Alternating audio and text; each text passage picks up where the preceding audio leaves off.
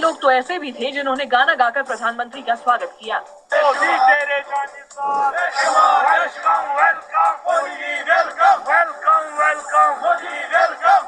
प्रधानमंत्री मोदी के भाषण को सुनने पहुंचे एक शख्स ने तो जम्मू कश्मीर के विकास का श्रेय पीएम मोदी को दिया और दावा किया पिछले कुछ सालों में यहाँ हालात बदल गए हैं। आजादी दिखाई जो यहाँ पर ठीक हो रहा है और हमें इस चीज की बड़ी बड़ी खुशी है। नरेंद्र मोदी साहब ने बहुत अच्छे काम किए हैं और हमारे भलाई के लिए, गरीब लोगों की भलाई के लिए बहुत अच्छे साबित हुए हैं। और खुशहाली जम्मू कश्मीर में आया। आज जम्मू कश्मीर की हर माँ के चेहरे पे आप देखेंगे खुशी है, एक मुस्कुराहट है, क्योंकि उसके बच्चे जो कुछ सियासी जमातें जो उनको वर्गला के उनके हाथों में पत्थर थमाते थे, आज वही बच्चे किताबें लेके, लैपटॉप लेके स्कूल और कॉलेजेस में जाते हैं। तो वो उन माओं का आशीर्वाद नरेंद्र मोदी जी के साथ है। वहाँ के लोगों को, दूसरे इंडिया साइड कश्मीर के लोगों को अपने साथ मिलाना चाहते हैं कि पाकिस्तान साइड कश्मीर के लोग इंडिया साइड कश्मीर के साथ मिलना चाहते हैं। या वहाँ पर मोदी कश्मीर का शेर है, ये नारे बुलंद किए गए थे। अब भी उनके जाने से पहले ही वहाँ पर तैयारी पकड़ ली गई है। 5000 इम्प्रूवमेंट भारत के डेवलपमेंट से लेकर के चांद तक का सफर इस भारत ने किया है और मोदी जी के नेतृत्व में किया है। चांद से लेकर के सूरज तक का सफर। एक इबादत हर मुसलमान का हक होता है, लेकिन वहाँ पे लोग जो है वो ज्यादा ना इबादत नहीं कर सकते हैं और मस्जिदों की तादाद बहुत ज्यादा है, लेकिन क्यों मुसलमानों पे वो जुल्म होता है? क्या उनके खिलाफ कोई, मतलब उनके साथ कोई नहीं खड़ा हो सकता क्या? भारत के महिला शक्तिकरण, माँ शक्ति, नारी शक्ति, माँ भारतीय शक्ति, ये सारी चीजों को अगर एहसास दिलाया है भारत की नारियों को, तो वो हेलो दोस्तों, एक नए अपडेट के साथ आपका बहुत बहुत स्वागत है। तो दोस्तों, धारा 370 खत्म होने के बाद प्रधानमंत्री मोदी जी का पहला जम्मू एंड कश्मीर का दौरा था और आपने देखा कि किस तरीके से वहाँ लोगों का हुजूम उमड़ पड़ा था और वहाँ बख्शी स्टेडियम जिसमें कि उनकी रैली होनी थी, उसकी जो क्षमता है वो सिर्फ 34,000 की है और उसमें 1 लाख से ज़्यादा लोग पूरा बाहर तक उनको सुनने के लिए वहाँ पे आए हुए थे। इसी के साथ वर्चुअली लाख लोग से ज़्यादा जुड़े हुए थे। तो आप समझ सकते हैं कि पहली बार बताया जा रहा था कि किसी नेता को या किसी बीजेपी के नेता को सुनने के लिए इतनी ज़्यादा तादाद में लोग आए हुए हैं और लोगों ने अपने अपने पर्सनल एक्सपीरियंस भी वहाँ पे शेयर किए, किस तरीके से उन्हें जो है गवर्नमेंट की जो भी फैसिलिटी है उसे किस तरीके से उससे उन्हें लाभ मिल रहा है, सारी चीज़ें वहाँ पे लाइव चल रही थी। और इसी के साथ कितनी सारी नारेबाजियाँ हुई। ऐसा नहीं था कि कोई किराए पे उठाकर लाए गए थे लोग थे, वो सारे लोग वहाँ पे इतने ज़्यादा खुश थे जो वहाँ पे दहशतगर्दी नहीं हो रही है और लोग अपने ही ज़बान से बता रहे थे कि किस तरीके से यहाँ 2-2, 4-4 महीने पूरा बंद रहता था, आज लोग खुशहाल हैं, स्कूल जा रहे हैं। जो बच्चे पत्थर फेंका करते थे, जो बच्चे कभी स्कूल नहीं जाते थे, पढ़ाई नहीं करते थे, वो जो है अब लैपटॉप से और स्कूल जाकर पढ़ाई कर रहे हैं। तो ये तो बोलने वाली बात नहीं है, वहाँ की डेवलपमेंट पूरी दुनिया देख रही है। तो आइए पाकिस्तानियों को भी देखते हैं इस पर। मेरे नज़दीक तो कश्मीर को हमें चाहिए कि हम उन्हें हक देंगे फैसला करने का कि वो पाकिस्तान में आना चाहिए या इंडिया। आपको लगता है वो यहाँ आना चाहेंगे आटे की कतार में लगने के लिए? नहीं, वो कभी भी नहीं आना चाहेंगे। और मेरे नज़दीक अगर ये उनका बहुत यानी कि इंटेलिजेंट फैसला ही होगा कि वो इंडिया के साथ शामिल हो जाएं। उन्हें इकनॉमी को देखना चाहिए पाकिस्तान की और इंडिया की, उससे कंपेयर करके जाहिर है उन्हें अपना फ़ायदा देखना चाहिए। यहाँ तो हमें खुद अपने लाले पड़े हुए हैं, किसी और को क्या ही कर सकते हैं। बिल्कुल सही बात है, ये बात तो बिल्कुल ठीक है। अगर उन्होंने हमारे साथ शामिल होना होता तो अब तक हो चुके होते। ये उनकी अपनी राय नहीं है कि वो हमारे साथ शामिल हो, और वैसे भी उनको वहाँ बहुत सी फैसिलिटीज़ मिल रही हैं।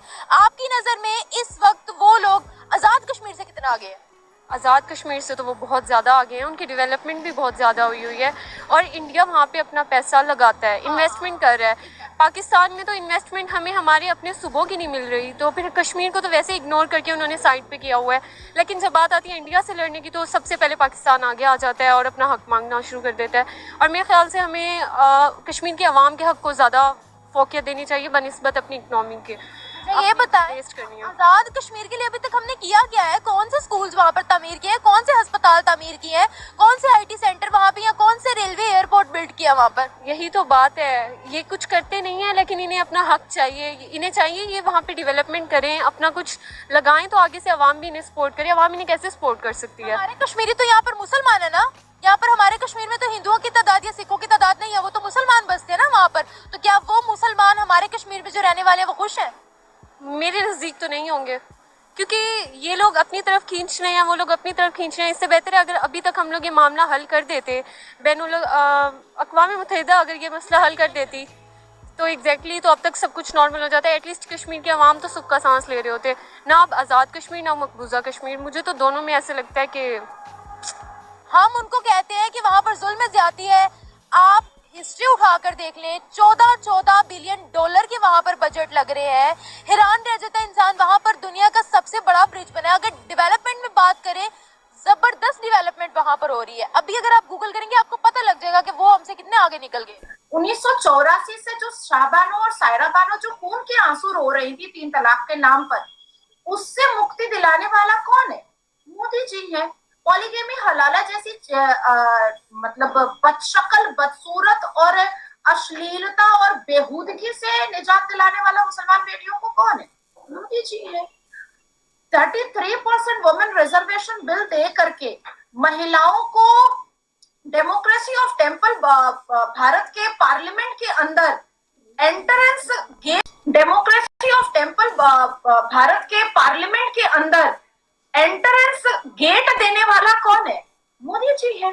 तो जितनी भी मैं तारीफ कर दूं, मुझे लगता है कि वो तारीफ फेक तो कोई नहीं बोल सकता है, और आप पाकिस्तान से बैठ करके भी नहीं बोल सकती, क्योंकि आपके यहाँ तो अरबी में हलवा कोई लिख लेता है तो उसको नंगा कर दिया जाता है उस औरत को।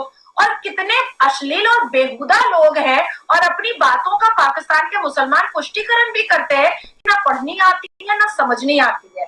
आज मैं ओ माई गॉड लिख लूं तो सब पढ़ लेंगे कि अच्छा ओ माई गॉड लिखी और समझ भी लेंगे। लेकिन पाकिस्तान में अरबी में मैं खूबसूरत हूँ ये लिखा हुआ है, ये कोई पढ़ भी नहीं पाया, समझ भी नहीं पाया।